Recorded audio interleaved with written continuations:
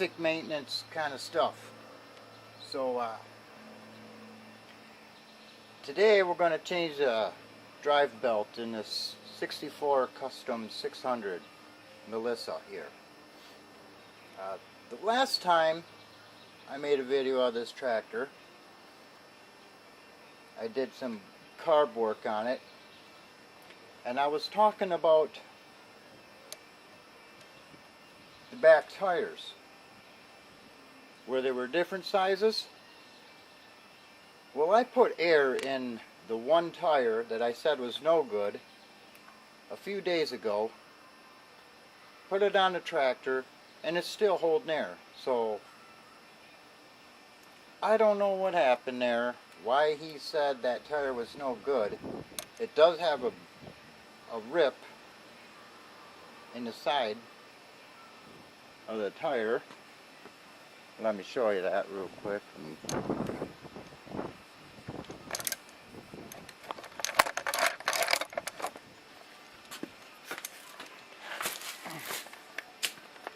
It does have a rip in the tire, but I put 15 pounds of pressure in it, and I can't see it from this angle. But let's see here. You can see it right there, and you can see the wires in it. But you know, but as long as this thing holds air, I don't care. You know, it's original to the tractor, so it's going to stay on. It's not like it's just a tractor that goes to shows, you know, maybe get driven around at the shows, and that's about it. It's not a work tractor or anything like that, although it easily could be, you know. So, and I also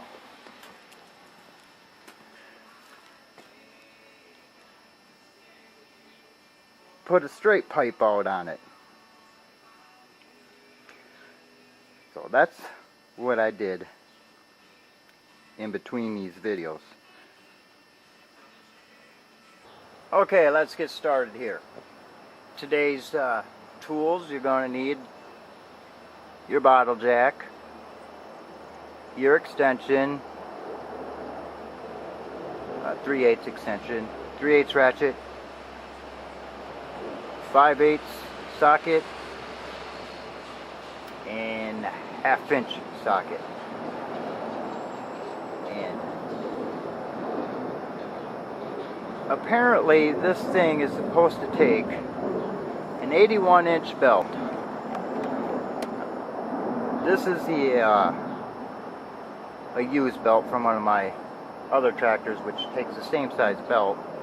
It's basically the same. This tractor is basically the same size as a 10XL, and that would be the number of the belt if you want to get a Dayco belt. L581. So I'm going to get this camera set up and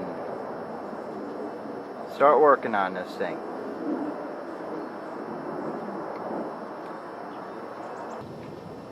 Alright everybody, here we go!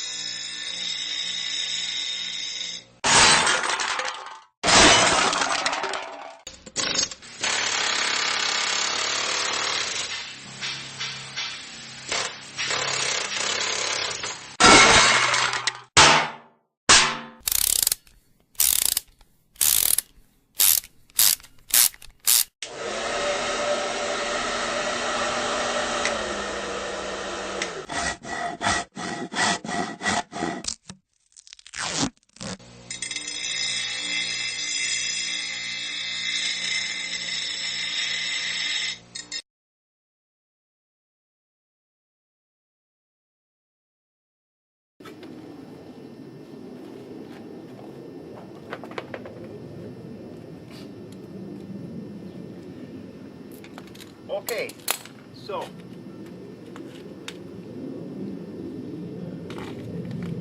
got to take the tire off. You have a belt guard here that you need to take off. You could probably do it with the tire on, but I'm taking it off to show you guys what you need to do.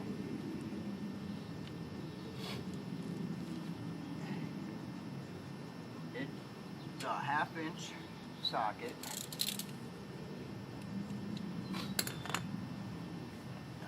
You have a bolt here and a bolt down here. Actually, I'll have to lift this tractor up a little higher and get a jack stand on there. I had to move this bottle jack onto the hitch. I don't know what I was thinking, but couldn't get this socket. We'll take this guard off here.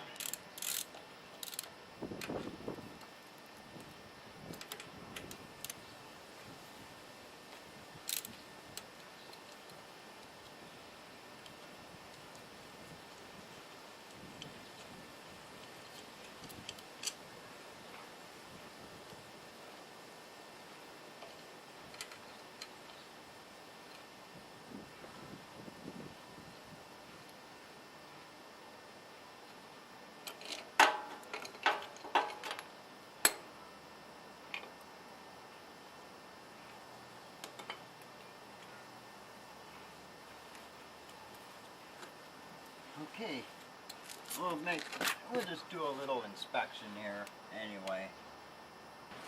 The other 64 Custom 600 is a little bit different than this one.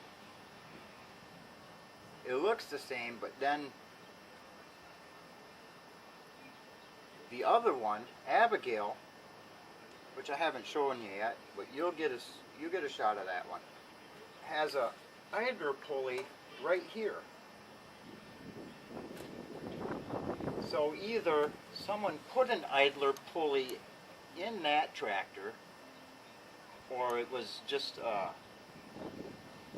real quick redesign. Because this one has no idler pulley here. But I'm not sure if I'll show you. This belt is either too big or it's so worn out, but when you press on this brake lever, look how far that goes down. You can't even shift this thing. You know, you would think it would stop the belt, but it still don't stop the belt. So either the belt's wore out, or you know, it's got some rips here, so I'm just gonna replace it anyway. So you want to pull this lever down, right, and then just slide it off. Easy stuff. Now this might give you a problem here. You can see that it's a little wedged here. So this might be a little problem trying to get this part of the belt off. Well, no, that's not bad at all. I just went up and around. So I'm going to compare these two belts here. And see. Yeah, they're about the same size. But, well, I don't know.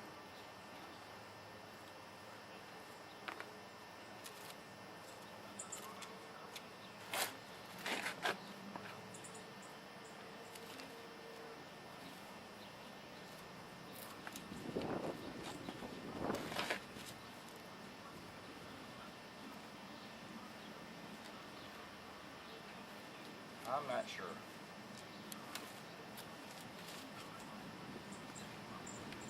They look about the same size. So That's kind of telling me there's some other problem going on here, but I'm going to replace the belt anyway. So, let's see. Now I'll just do it in reverse. Get it on the pulley.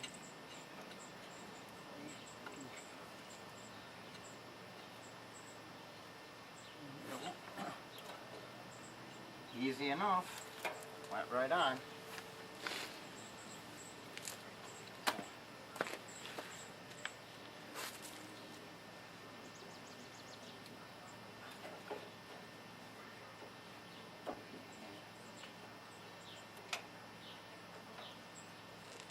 Let me get Deming out of here. But I did notice that this drive pulley is smaller than a 10XL and my compact, and I think it's smaller than the one on the other 64. That I told you before, this is a replacement engine, so this pulley's smaller, and that's maybe part of the problem too.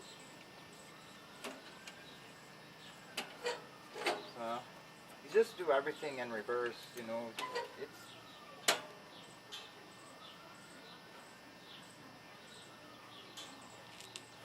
Here we go. I'm going to check this now. See if it does the same thing.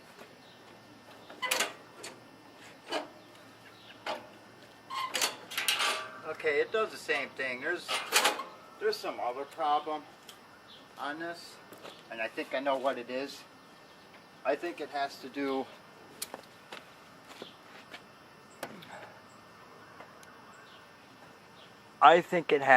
with,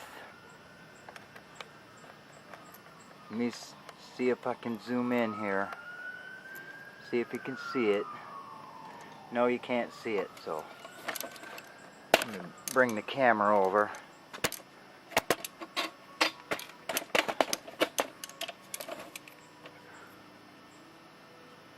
I think it has to do with that right down in there.